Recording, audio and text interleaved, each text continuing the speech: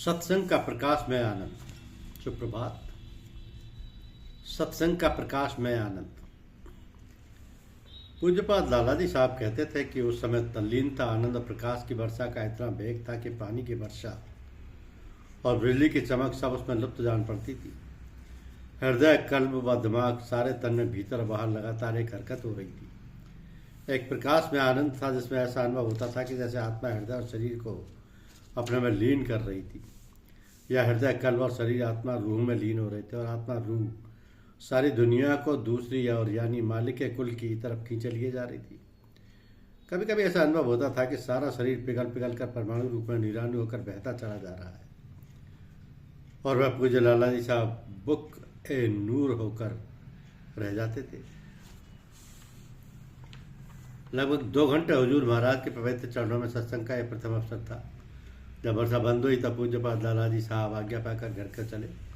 आप कहते थे कि हजरत किबला की कोठी से निकलकर ऐसा ज्ञात होता था कि पृथ्वी, आकाश, सारे जीव जंतु, पेड़ इत्यादि सब उस नूर में लीन थे और नाच रहे थे। कल्ब और दिमाग के सारे आत्मिक चक्र जागृत हो रहे थे। यही नहीं बल्कि इस दलित देह और रूप में अब फकीर रामचंद्र की जगह पर परम संत हुजूर महाराज मौलाना शाह फजल अहमद खान साहब नक्शबंदी मुजद्दी ही समाये हुए थे।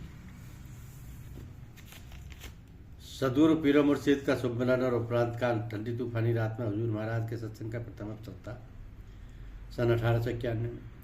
इसी वर्ष नौकरी मिल जाने के बाद एक दिन पूज्यपाद लालाजी साहब को फतेहगढ़ से लौटने में रात हो गई।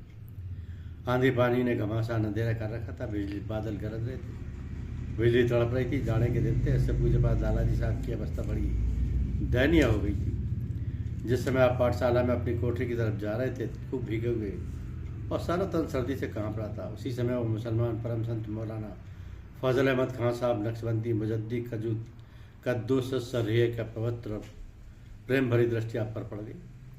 तो परम संत मौलाना साहब ने इनकी ओर देखकर कहा कि इस तूफान में और इस समय आना।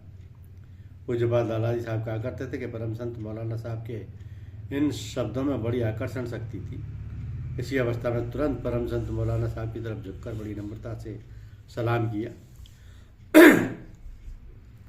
जरा सी आंख से आंख मिली थी कि तुरंत पैर की उंगलियों से लेकर सर की चोटी तक सारी देह में ऐसी बिजली दौड़ी कि तन मन की सुध ना रही।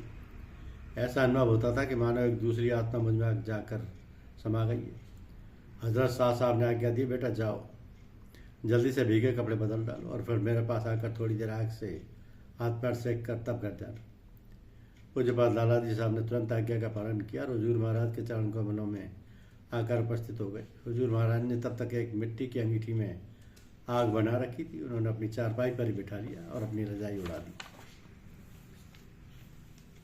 तो आप घर आए परंतु भोजन नहीं किया, बल्कि पूर्ण तेजस्वी प्रभाव, नूरानियत और लय अवस्था महवियत में गर्क होकर सो गए। लगभग 4 बजे सवेरे स्वप्न देखा कि बहुत भीड़ है, बहुत से तेजस्वी संत महात्मा बली वलिया वहाँ उपस्थित हैं। अकस्मात एक तेजस्वी तख्त आकाश से उतरा और उस भीड़ के सामने एक अत्यंत तेजस्वी और मनमोहक महापुरुष उस पर विराजमान हुए। इतने में हजरत किबला परम संत हुजूर महाराजा मौलाना फजल अहमद खान साहब ने बहुत अदब के साथ तेजस्वी तख्त पर विराजमान तेजस्वी महापुरुष के सामने उनको पूज्यपाद लालाजी साहब को प्रस्तुत किया। उन तेजस्वी महापुरुष ने उन्हें अपनाया और कहा कि तेरा जीवन का झुकाव सत्यता की ओर जन्म से ही है।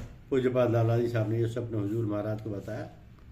उस पर हुजूर महाराज रो पड़े और कहा कि सचमुच तुम्हारे जीवन का रुझान जन्म से ही सत्यता की ओर जान पड़ता है। ये स्वप्न और आदेश मुबारक हो। धन्यवाद।